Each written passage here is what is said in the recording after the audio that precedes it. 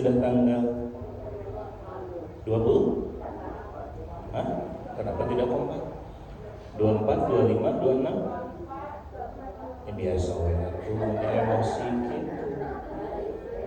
24 Zulhijjah. Ya.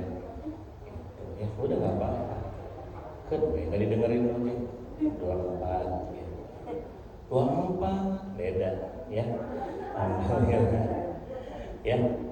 Saya sudah sampaikan salah satu yang menjadi pengingat adalah berarti sudah setahun lagi Bu Allah kasih usia buat kita ya, betul. 1446 Hijriah sudah mau selesai. Maka pertanyaannya adalah selalu kita sudah makin baik atau belum? Ya, karena kalau ditanya soal bekal bekal udah ada belum? Gitu. Tapi kalau ditanya sudah makin baik belum kene wae. Naon atuh jadinya gitu ya. Jadinya gimana tuh ini teh gitu ya. Baik, langsung saja bismillahirrahmanirrahim. Kita masih belajar kitab Adabul Mufrad karya Imam Al-Bukhari rahimahullah. Semoga Allah limpahkan pahala yang terus mengalir untuk beliau, untuk keluarganya dan kepada para ulama yang jadi jalan ilmu untuk kita semua ya. Terakhir hadis berapa Bu? Judul 150. Kemarin kita belajar apa? Menaburkan tanah kepada orang yang memuji, orang yang tukang puji, penjilat, orang yang berlebihan dalam memuji, gitu ya. Gitu. Nah, poinnya adalah kemarin kita belajar bahwa muji itu boleh, tapi nggak boleh berlebihan. Ya, muji itu boleh, tapi jangan sampai membuat orang yang kita puji justru menjadi sombong, gitu ya. Jadi lupa diri, ya, gitu. Makanya memuji itu secukupnya. Ya, langsung saja kita masuk judul 156 pujian dalam puisi. Betul ya itu ya? Baik, bismillahirrahmanirrahim. Hadis 342. Dari Al-Aswad bin Sari, ia berkata, aku pernah menemui Nabi SAW. Lalu aku berkata, ya Rasulullah, aku telah memuji Allah dengan macam-macam puja dan puji. Begitu juga terhadap. Beliau lalu bersabda, ketahuilah sesungguhnya Rabbmu menyukai pujian. Lalu aku mulai memuji beliau. Kemudian ada seorang lelaki tinggi dan botak meminta izin kepada beliau untuk menemui beliau. Nabi SAW lalu bersabda kepadaku, diamlah. Orang itu lalu masuk dan berbicara sebentar lalu keluar. Lalu aku mulai memuji beliau. Kemudian datang lagi dan beliau memintaku diam. Setelah itu orang tersebut keluar. Demikian beliau lakukan 2-3 kali. Lalu aku berkata, siapa orang yang engkau menyuruhku diam untuknya? Beliau lalu menjawab, ini adalah orang yang tidak menyukai kebatilan. Ya, bawahnya dari Al-Aswad bin Sari, aku berkata kepada Nabi, aku memujimu dan memuji Allah. Ya, baik. Siapa punya dia yang bolak-balik? Lihat penjelasan kata yang pertama. Ia adalah Umar bin Khattab. Ya. Jadi dalam hadisnya disampaikan bahwa Al-Aswad bin Sari ini pernah bersama Rasulullah lagi berdua lah, gitu ya. Terus kemudian beliau memuji Allah dan Rasulnya di depan Rasulullah ya, gitu. Dan ketika Rasulullah dipuji, gitu ya, maka Nabi membiarkan, ya. Sama Nabi dibiarkan. Tapi kalau Umar bin Khattab lewat, maka apa? Nabi nyuruh diam. Kalau Umarnya udah pergi lagi, pujiannya berlanjut lagi. Ketika Umar datang lagi, diam lagi. Terus gitu sampai 2-3 kali. Ya. Nah, Pujian yang dimaksud kalau ibu lihat penjelasan katanya, ya, adalah apa? Yang ketiga, kuperdengarkan syair-syair untuknya. Jadi yang dimaksud pujian ini bukan pujian langsung atau kita kayak menjilat, ya, bukan. Tapi yang disampaikan di depan Rasulullah adalah syair. Makanya judul kita hari ini adalah apa, Bu? 156 tadi. Pujian dalam puisi. Jadi yang disampaikan di hadapan Nabi adalah puisi. Ya, jadi kalau kita mah, bahasa kita mah, ya Rasulullah, saya punya puisi untukmu. Gitu. Oh, boleh sok, bacain gimana gitu. Ya, tapi kalau pas Umar bin Khattab ada di situ, maka apa? Maka dia berhenti dulu, kata Nabi, begitulah kurang lebih, ya. Berhenti dulu. Nanti begitu Umar bin Khattabnya sudah pergi lagi, sok lanjutin. Gitu. Ya. Lihat penjelasan kata yang keempat. Kenapa Umar bin Khattab tidak menyukai perkara batil, yaitu menggubah syair yang berisi pujian-pujian atau celaan-celaan dengan tujuan untuk mengais rezeki. Ya, adalah apa? Umar bin Khattab itu paling gak suka sama orang yang tukang bikin puisi, tapi bikin puisinya itu apa?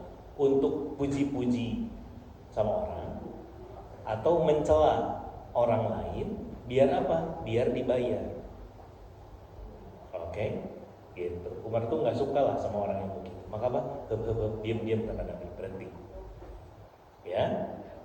Nah, maksudnya gimana? Ibu lihat kandungan hadis yang pertama. Satu, keutamaan Umar bin Khattab adalah orang yang sangat tidak menyukai dan sangat jauh dari perkara-perkara batil.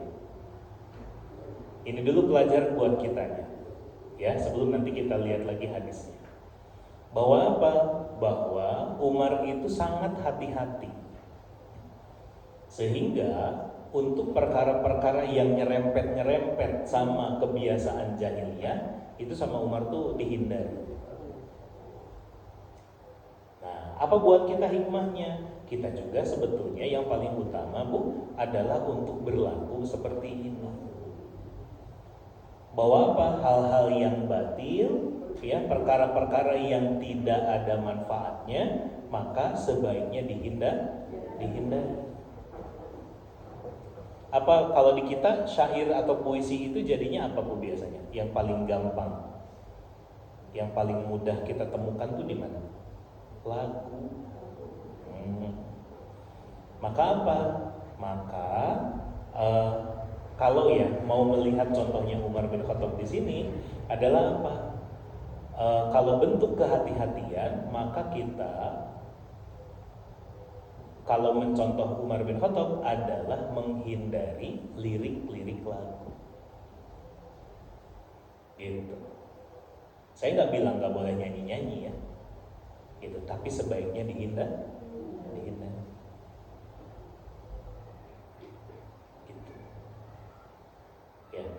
Tapi sebaiknya dihindari sedikit demi sedikit. Kalau yang paling bagus yang mana? Memang tidak sama sekali. Ya, makanya ada kaidah, ada pelajaran yang menyampaikan gini, Bu, bahwa lagu itu, ya, musik itu nggak akan pernah bisa barengan sama Quran. Semakin ibu banyak Quran harusnya, maka itu salah satu efeknya adalah bikin Qurannya ketika makin banyak, musiknya jadi sedikit. Begitu ibu musiknya dibanyakin, Qurannya pasti jadi sedikit. Gitu. Itu salah satu pelajarannya, gitu. Ya, makanya sok aja, gitu, dirasain. Kalau misalnya sama musik sama Quran itu pasti nanti bertolak belakang. Ya, nah itu pelajaran. Nah, atau kalau bisa, makanya gimana? Kalau bisa dihindari sebisa mungkin. Nggak bisa dipilih. Ya, dipilihan gitu sebisa mungkin. Udah nggak umum, Ustaz, sekarang mah paling kalau dengerin nasyid aja. Gitu, misalnya, ya. Gitu. Tapi nanti sedikit-sedikit dihindari gitu. Kenapa? Karena tadi kalau bentuknya dari Umar bin Khattab adalah benar-benar ditinggal. Gitu. Benar-benar nggak mau. Kenapa? Takutnya betah teuing. Ya, ibu yang mungkin dulu waktu muda terbiasa atau punya kebiasaan dengerin lagu, berapa lama bisa dengerin radio, dengerin lagu?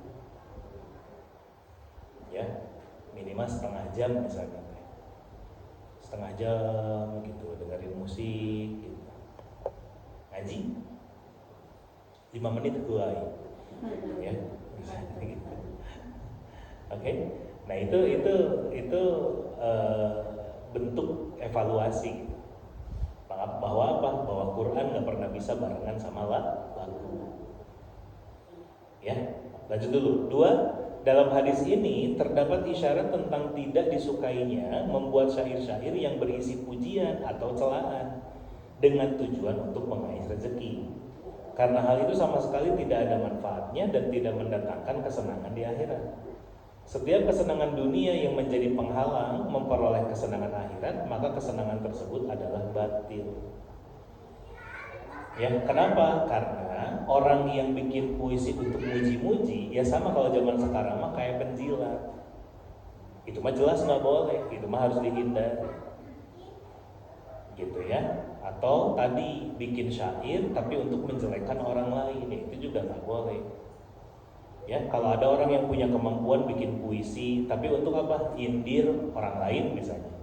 Ya, nyindir pihak lain, maka itu sebaiknya dihindari. Gitu. Ya, kenapa? Karena kan berarti Bu kalau misalnya bikin syair untuk nyindir orang lain, itu bikin rukun, bikin akur apa bikin perpecah belah? Pecah belah. Ya, maka jelas profesi seperti ini mah nggak boleh jadi apa ya? Nggak boleh jadi profesi yang kita dukung. Gitu ya. Mungkin buat kita nggak relate ya, karena puisi dan syair itu lah ya kita mah paling tadi saya bilang lebih dekatnya ke apa? Ke lagu. Gitu. Ya. Lanjut dulu. Yang ketiga, hadis ini sama sekali tidak menunjukkan bahwa Nabi menyukai perkara yang batil. Hanya saja beliau saat itu diperintahkan untuk melunakkan hati umatnya. Maka beliau pun harus bersabar atas keanekaragaman umatnya. Kemudian dalam hadis ini terdapat isyarat yang halus dari Nabi terhadap orang tersebut, bahwa beliau tidak suka syair, akan tetapi beliau bersabar untuk melunakkan hati orang tersebut. Tuh, ini pelajarannya.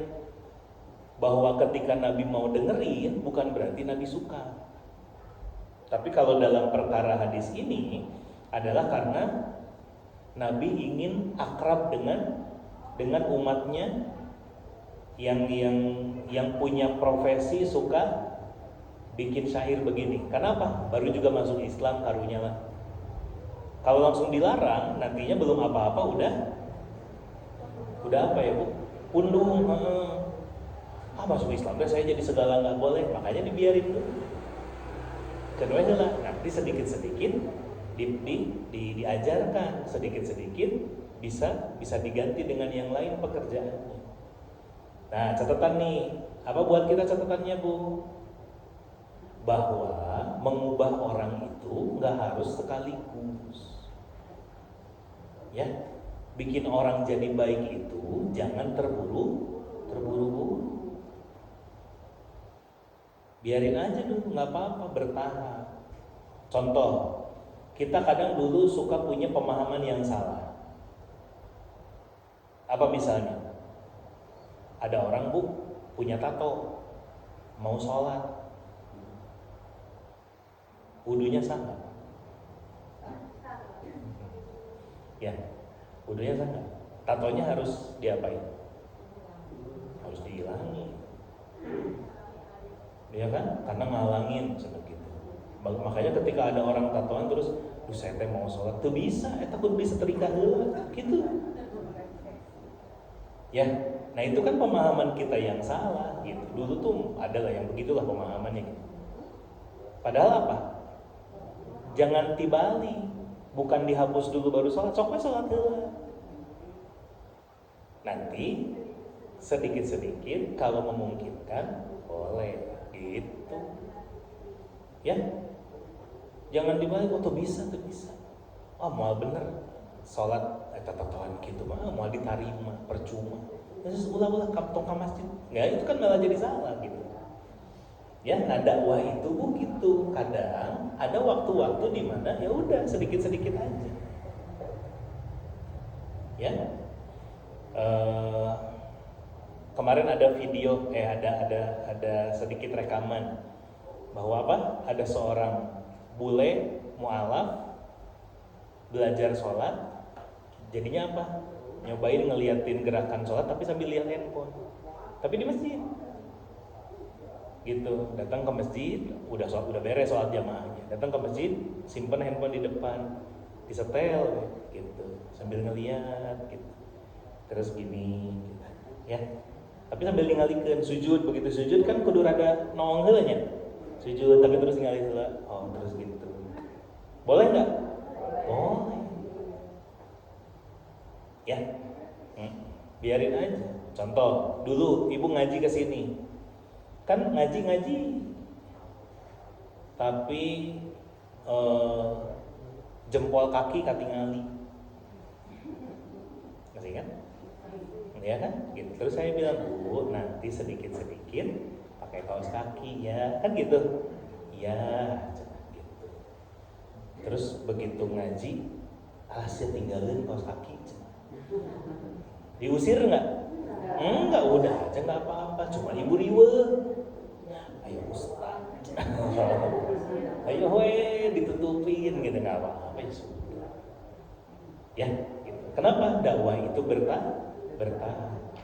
Satu lagi tambahannya. Ketika orang yang tadi, ya sahabat yang tadi mengucapkan syair di hadapan Nabi dan sama Nabi disimak, ya, dan isi dari syair itu adalah pujian buat Nabi. Lihat, kenapa Nabi membolehkan? Karena Nabi mah tidak haus pujian, betul? Dan juga bisa menjaga hatinya, bisa menjaga keimanannya, menjaga dirinya untuk tidak sombong, nggak jadi jumawa dan seterusnya. Maka gimana Bu?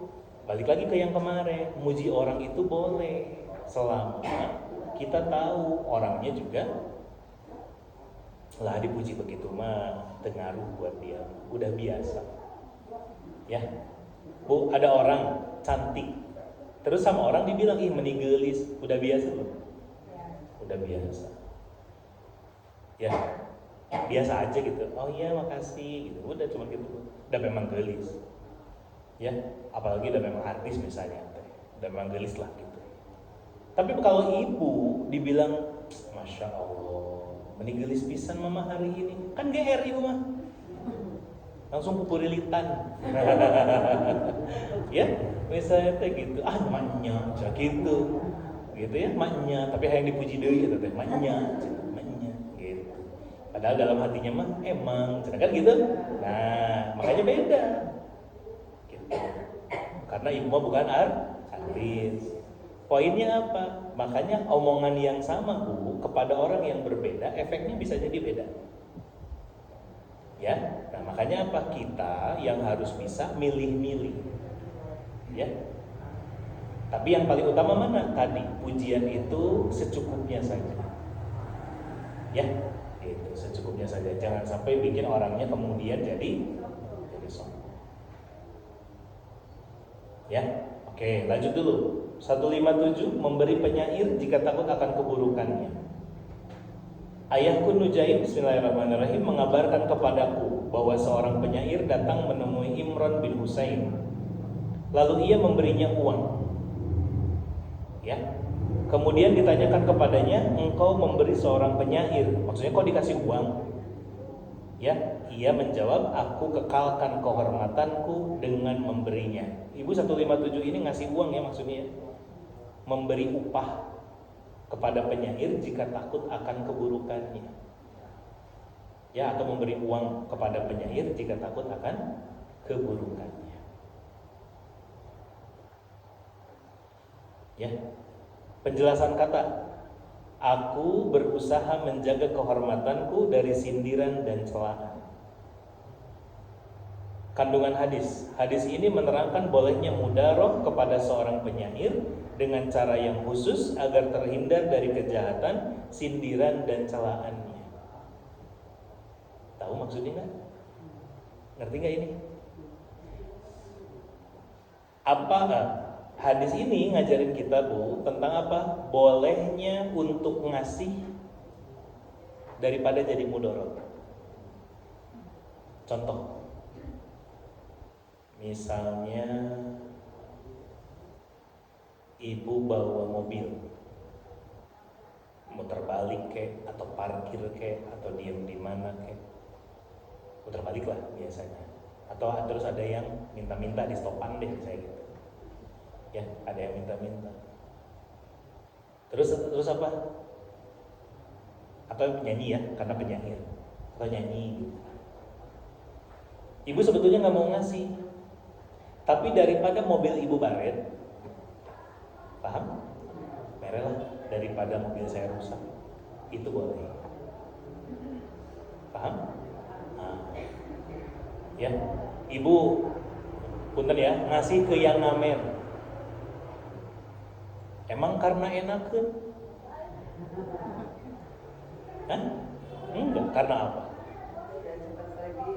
Gitu. Lah, daripada liur gitu ya. Kasih we daripada liur, itu boleh. Karena takut akan keburukannya. Ya. Termasuk saya nu ngamen teh ngeunaheun deui. Buru-buru kasih. Kenapa? Bisi ngilu nyanyi. Dulu. Mau ngamena enakeun deh. Buru-buru kasih. Kenapa? Gitu. Kenapa nenek? Gitu ya. Bisi nenek nyanyi bahaya. Kasih. Ya, jadi apa? Ini secara umum Bu. Tapi nanti lihat kondisinya ya. Bolehnya ngasih untuk apa? Daripada jadi mudor. Ibu di rumah sendirian. Ya. Terus sok sieun kanu ngamen eta teh, coba aja ya. Gitu. Kunaon bari ngamen teh bari ningalian ke rumah ibu misalnya. Buru-buru we kasih daripada takutnya apa. Misalnya gitu. Itu misalnya. Ya, karena ini juga terjadi gitu di zamannya para sahabat, para tabiin, ada yang penyair, terus apa? Buru-buru we kasih daripada nantinya kena celaan dan sindiran. Maksudnya apa? Kalau zaman dulu ada penyair, mau kita mah ngamen depan rumah terus teu dibere, maka isinya langsung ngomongkeun nu teu mere. Iya. Gitu. Wahai ibu yang pelit di rumah ini. Misalnya tuh ujung-ujung jadi gitu. Ya, daripada ibu udah mah kayak gitu, terganggu, terus malah jadi sakit hati, jadi jelek lah intinya. Udahlah, mending dikasih aja gitu. Itu maksudnya. Paham ya? Nah, balik lagi satu lagi berarti tambahannya. Bu, kalau dikasih begitu kan berarti jadi kebaikan nggak kira-kira? Kalau orang dapat uang justru karena orang berelah daripada jadi masalah. Nah, kira-kira itu jadi berkah. Ya, misalnya apa? Ya, punten ya. Ini di luar penyair nih tambahannya. Misalnya suka ada yang malah, ya kan? Supir truk gitu, atau apa lagi lewat, terus kemudian diminta ini, diminta itu gitu. Mau besar dan kecilnya, mau siapapun itu, kan mereka akhirnya ngasih Bu, sebenarnya daripada ribut kasih. Yang gitu nggak akan jadi kebaikan. Memang dapat uang, tapi nggak akan jadi kebaikan. Ya, nah makanya apa? Makanya harus hati-hati, jangan sampai. Ini pelajaran buat kita ya. Jangan sampai Bu, kita dapat rezeki, dapat uang lah terutama, tapi apa? Tapi orang teh ngasih karena apa? Daripada riuh lah, kasih. Ya. Satu lagi tambahannya di luar itu, orang ribut. Ibu teh ngawarung misalnya teh. Ibu iya angsulana kirang Ibu kan uangnya juga cuma 20.000, enggak 50.000 uang saya. Ya, gitu. Tahun 50 atau gede. Ibu kan kan uangnya cuma 10.000, enggak uang saya 20. Ini kurang 10.000 kembaliannya. Biasanya dia diajarkan kan 5.000. Enggak, uang ibu 10.000, enggak. Setelah daripada ramai. Nah gitu kan ya. Udah aja. Oh ya udah. Sekali-kali begitu boleh. Tapi apa? Yang begitu nggak akan jadi barokah. Kalau ternyata misalnya si orang yang ribu itu ternyata memang dia yang salah, padahal cuma ngasih uang 10.000 misalnya. Ya, bisa dipahami? Oke, lanjut ya. Bismillahirrahmanirrahim. 158. Jangan memuliakan temanmu dengan sesuatu yang memberatkannya. Apa nih? Muhammad bin Musanna mengabarkan kepada kami, ia berkata, Muaz mengabarkan kepada kami, Ibnu Aun mengabarkan kepada kami dari Muhammad, ia berkata, para sahabat berkata, janganlah engkau memuliakan temanmu dengan sesuatu yang menyusahkannya. Ngerti gak?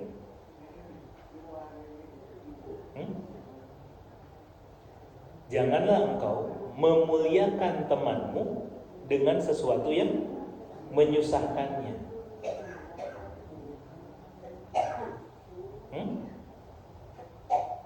Hadis ini menerangkan bolehnya bermudaroah dengan perlakuan-perlakuan khusus, perhatian dan menyenangkan teman-teman.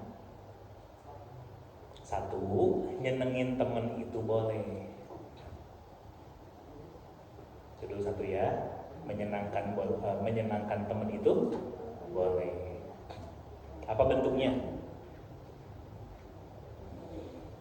Kapan ibu terakhir menyenangkan teman ibu? Tara sih kata. Kapan terakhir ibu menyenangkan teman ibu? Ngasih daging ke teman, ada biasa lagi kebagian tapi ibu daging kurban. Yang lain apa? Misalnya apa ya? Traktir boleh. Nah, makan yuk, biar saya yang bayar. Itu menyenangkan teman. Boleh? Boleh. Iraha terakhir ibu traktir. Ustadz irahanya tahun. Iya, saking lamanya. Ya. Boleh? Menyenangkan teman, ngasih surprise, ngasih hadiah, ya. Ngasih apa? Nengok ketika sakit, nemenin ketika dia sendirian, boleh. Misalnya ibu tahu tetangga ibu teh berangkat ke rumah sakit mau check up misalnya, terus sendirian, ibu teh ujuk-ujuk, ayo jeung abi yuk, ayo jeung abi. Nah gitu, itu menyenangkan teman boleh. Tapi hadisnya bilang apa? Jangan memuliakan teman dengan yang menyusahkannya. Apa menyusahkannya teh? Menyusahkannya dalam artian kita sih maksudnya baik, tapi dianya jadi repot. Nanti ada dua nih, nyusah maksudnya baik tapi jadinya kan kerepotan, kasihan. Ya, misalnya apa? Ibu mau ngasih hadiah. Ya, kan ibu makan orang kaya pisan ya. Amin. Gitu. Baik, amin. Maka ibu teh beliin temen ibu ini teh TV 70 inci. Padahal rumahnya ngan 5 kali 5. Misalnya ya. Akhirnya apa? Eta TV teh begitu udah ibu beli dan dibawa ke rumah, dugdek tadi tuh dia. Ya dugdek ya. Gitu gede teuing we. Akhirnya apa? Tiap dia nonton teh kudu di dapur. Jadi TV-nya di ruang tamu, dianya di dapur. Kenapa? Saking kudu gede nah. Ngerepotin enggak? Ngerepotin, jangan. Itu maksudnya. Meskipun barusan contohnya lebaynya baik. Gitu. Oke? Itu maksudnya baik, tapi jadinya menyusahin, jangan. Ya. Ibu teh ngasih hadiah ke teman ibu, maksudnya baik. Tapi ngasih nate microwave. Sedangkan rumah teman ibu teh dengan wattna seberapa? 4,5. Jepret deui. Nah itu merepotkan. Paham? Hah? Alah naon cenah ieu teh microwave. Udah we mending apa satu lagi? Apa kalau bukan bikin kue? Oven. Nah, oven mah kan di atas kompor ya. Nah, di atas kompor masih oke lah gitu. Ya, ieu mah microwave teu ngarti makanya teh gitu. Ngejepret deui kudu nyambut kulkas, ngejepret keneh deui TV dicabut. Poe pun bikin pun pakai microwave teh ribet gitu. Jangan. Apa? Nuju naon popoekan badai nganggo microwave kayak gitu. Jangan, itu ngerepotin, jangan. Paham? Jadi harus tetap menyenangkan tuh, tetap terukur gitu. Ya. Yang kedua, bentuk apa tadi? Ngasih gitu ya, memuliakan teman tapi nyusahin tuh apa? Ada yang kedua, ide na hungkul. Sedangkan temennya jadi katempuhan. Ya, teman-teman, ya, Ibu Fulana minggu depan ulang tahun. Jadi saburna badai numpeng. Cek Ibu Fulana cek sah. Padahal dianya nggak pengumuman sedikit pun. Cek sah. Jadi kita diundang ke rumahnya. Itu irah ngondang. Ya, sok tuh syukuran. Jadi aja dia ngadain syukuran. Padahal nggak pernah niat untuk itu. Hanya gara-gara apa? Gak enak, udah dibilangin ke teman-temannya. Itu ngaribulkeun. Jangan. Ya, temen ibu sakit. Ibu niatnya baik, mau nengok. Ya, maka dilihat dulu rumahnya segede gimana. Iya masa jamaah asalam datang kabeh ka ditu. Atuh heureun. Dilaluhan. Ya udah perwakilan aja. Yang gitu-gitu Bu, pokoknya mah intinya apa? Jangan sampai kita punya niatan baik tapi malah menjadi nyusahin. Gitu. Kalau kaitannya dengan bahasan sebelumnya tentang pujian apa berarti? Niatnya baik buat muji, tapi karena berlebihan, akhirnya orangnya malah jadi sombong, orangnya malah jadi lupa diri. Nah itu teh nggak boleh. Catat, berbuat baik pun harus sesuai takarannya. Paham?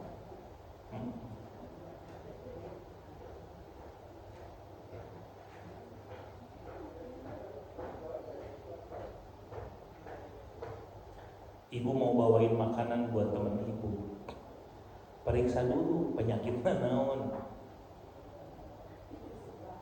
Nah bener ya, kunaon sakit? Mah, cenah mah kumat, oh gitu. Aya tuh orang nyeblak di rumah, nah, teu matching gitu, jangan. Ibu, paham?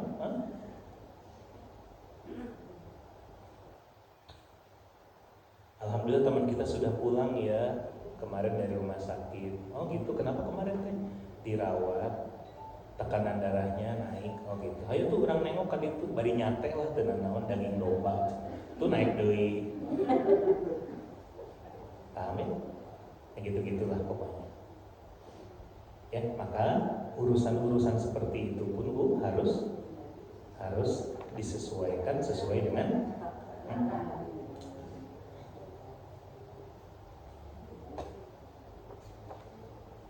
lanjut dulu ya. Kita pilih dulu ya.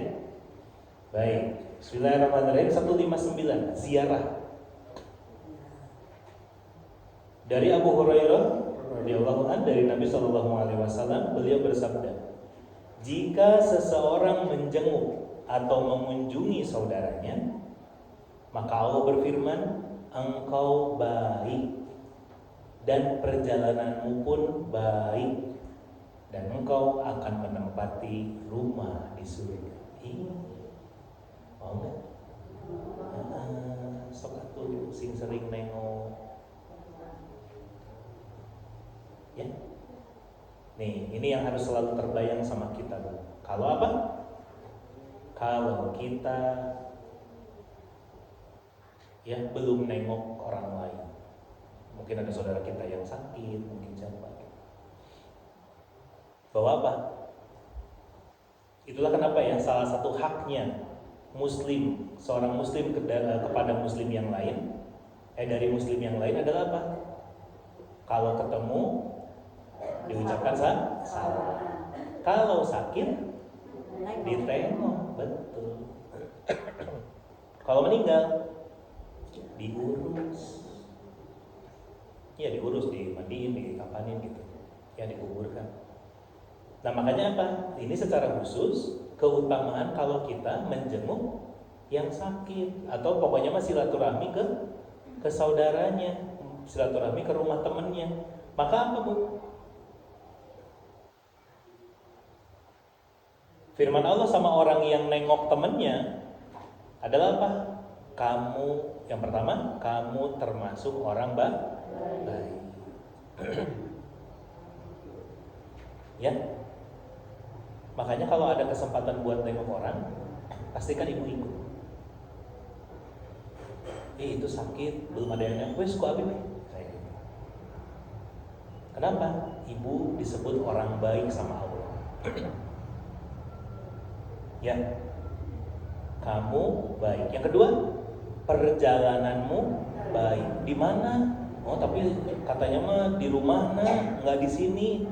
Emang di mana rumahnya? Di itu, di Sumedang. Bias yuk berangkat. Karena apa Bu? Perjalanan untuk nengok yang sakit secara khususnya, meskipun jauh, capek mending jauhnya.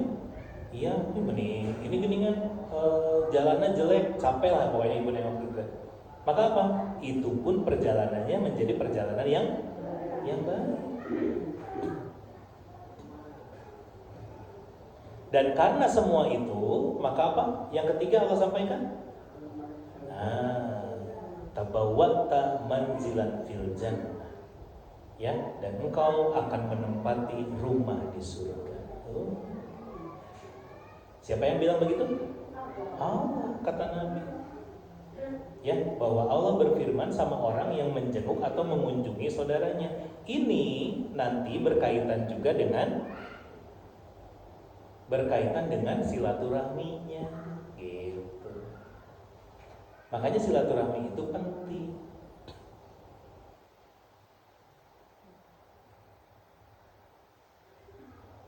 Ya, secara umumnya silaturahmi itu penting. Makanya apa Bu? Jangan ngerasa lebar. Ya, kalau urusannya untuk ketemu orang. Ngerti nggak? Untuk ketemu orang, mau lagi sakit, mau lagi sehat, sama temen, mau dekat, mau jauh, itu tuh punya nilai. Kalau urusannya ketemu sama orang, maka apa? Itu tuh pahalanya besar. Jangan ngunjungin orang teh satu, cuman pas apa? Pas ada butuh ngumpul, nggak boleh. Ya, ayo orang ulin kan itu kemana? Itu ke rumahnya itu tuh, tepi duitun, ngapain? Jangan. Bawa apa-apa teh diukurnya pakai uang, jangan. Ya, secara khusus tadi nengok temen yang sakit aja itu mendapatkan justru dinilai sebagai kebaikan di sisi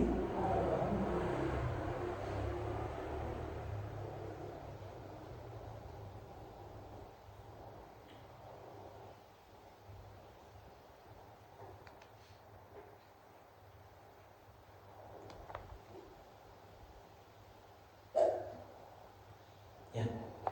Jadi apa Bu? Sok silaturahmi. Makanya saya pernah sampaikan ke ibu, kita harus membiasakan untuk menjaga hubungan yang baik sama teman. Di kita zaman sekarang Bu, mulai kebiasaannya adalah baru menghubungi kalau pas ada perlunya. Kan saya pernah bilang ya, ibu kan di handphone ibu ada nama kontak teman-teman banyak lah gitu, teman di mana. Tapi kalau udah mulai siapa ya ini nggak pernah ngontak, tapi terus tiba-tiba nyapa, assalamualaikum, kumaha damang. Padahal terakhir CT iraha gitu, bahkan nggak pernah. Ibu seneng ditanya begitu, apa malah jadi curiga menjaman kita ayeuna? Hah? Kenapa curiga? Tuh kan gitu, dasar sudon ya. Nah, ya tapi di kita kan gitu Bu. Kalau ada orang nggak pernah ngontak, terus menghubungi, kan ibu langsung siap. Nah, minjem duit sih kan, itu. Nah kita harus mengubah itu. Makanya saya pernah sampaikan ke ibu bahwa apa, sok hubungi sekali-kali. Oh iya, ibu teh punya teman yang dulu mungkin adalah teman kita yang dulu di sini, terus pindah. Ibu udah lama nggak kontak, coba deh di WA. Assalamualaikum, kumaha damang, saya begitu. Ya, assalamualaikum, gimana? Waalaikumsalam, alhamdulillah sehat. Kumaha aya nu tiasa dibantos? Henteu ieu mah. Ini mah silaturahmi aja, udah lama nggak ngehubungin. Udah enak tuh digituin. Oh alhamdulillah manawi teh pada nambut artos gitu. Nah kita menghilangkan itu, enggak. Ini mah menghubungi aja, udah lama nggak ngontak. Jadi orang tuh tahu bahwa kita mabuk kalaupun menghubungi bukan cuma pas perlu hungkul, betul. Ya. Jangan ini mah ujuk-ujuk baru akrab ketika apa? Ketika ada mau itu nggak mau. Ya mau jauh mau dekat, kalau memang ada kesempatan buat silaturahmi. Ya, gitu. Nah makanya apa? Tadi lihat lagi kandungan hadisnya. Hadis ini menganjurkan agar mengunjungi orang-orang yang baik dan soleh tuh. Apalagi kalau teman kita baik dan soleh Bu. Utamanya untuk kunjungi. Dan diterangkan juga dalam hadis ini bahwa hal tersebut akan mendapatkan pahala, akan dibalaskan pahala. Mau nggak? Iya, sok berkunjung. Ya. Jadi kalau dulu karena apalagi ini, makanya balik lagi. Apalagi Bu zaman sekarang kita mah sudah dimudahkan, ada handphone, ada video call, betul kan?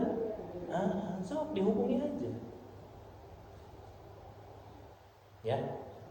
Ibu biasalah kalau ibu ke anak nelpon ibu wajar. Makanya kebangetan kalau ada anak atau ada anak lah yang tidak menghubungi orang tuanya berminggu-minggu aja misalnya. Karena zaman sekarang udah nggak harus datang, nelpon aja atau minimal WA, mah gimana sehat, punten ya belum bisa kesana. Ya, apalagi kalau zaman dulu para sahabat itu sengaja datang Bu. Apa contohnya? Satu lagi ya, hadisnya ini terakhir. 346 dari Ummu Darda, ia berkata, Salman ya Al-Farisi radhiyallahu anhu pernah mengunjungi kami dengan berjalan dari Madain ke Syam. Madain di mana? Madain Saleh itu di Saudi. Syam itu di mana? Suriah. Ya. Dia menggunakan pakaian dan celana terusan. Ia berkata, yakni celana yang disingsingkan. Ibnu Syawzab berkata, Salman pernah terlihat mengenakan pakaian, kepalanya dicukur habis, telinganya tampak buruk, ya maksudnya telinganya tampak lebar. Lalu dikatakan kepadanya, engkau menjadikan dirimu buruk. Ia menjawab, sesungguhnya kebaikan sejati adalah kebaikan di akhirat. Kenapa maksudnya? Salman Al-Farisi pernah jalan ya dari Mekah, dari Saudi ke Suriah. Cuman buat apa? Cuman buat ketemu sama Abu Darda, sahabat. Jalan kaki yang saking lamanya Bu perjalanan itu. Apa tadi? Bikin pakaian beliau itu jadi kelihatan buruk, dekil aja pokoknya mah. Karena jalannya di padang pasir, jalan kaki, keluar negeri, kebayang gak? Ibu paling jauh jalan kaki ke mana? Ciroyom dah, lain luar negeri ya tem. Ya, gitu. Tapi ini lihat saking lamanya, saking jauhnya, maka apa? Sampai ke kadekil gitu. Makanya tadi dibilang engkau sudah membuat dirimu jadi buruk gitu. Ya, kepanasan, kering, kehujanan jelas, ya kan? Aku leuheuh we pokona. Gitu. Padahal Salman Al-Farisi itu kan termasuk sahabat yang keren lah gitu. Tapi apa? Nggak apa-apa. Apa tadi jawabannya?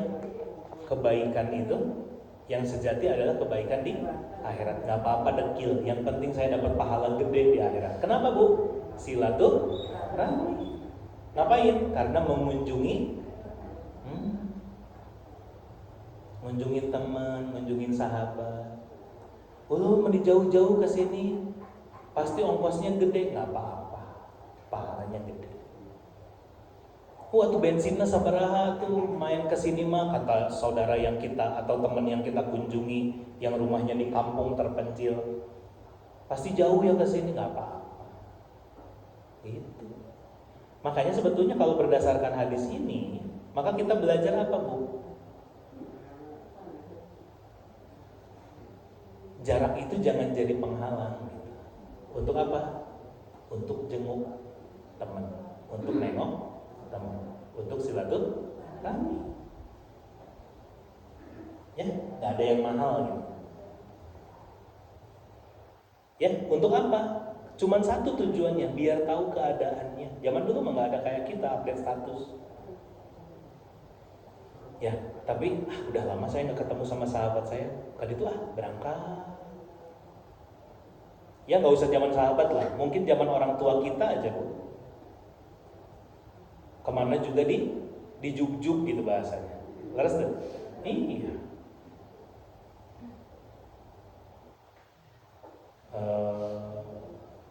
Misalnya dulu itu saya ingat sampai ya setidaknya 5-8 tahun yang lalu lah. Misalnya masih harus untuk setiap tahun harus ke Banten misalnya gitu. Ya, harus berangkat. Kenapa? Ada saudara di sana. Padahal itu kebiasaan yang dipintakan kakek dan nenek ke orang tua saya. Harus berangkat. Apalagi zaman dulu belum ada tol ya, belum ada tol, belum apa gitu. Lama naik bis lama gitu. Tapi itu yang dibiasakan sama orang tua kita dulu. Ayeuna jarang. Ayo silaturahmi macet gitu. Ya, tuh lihat kandungan hadisnya. 1.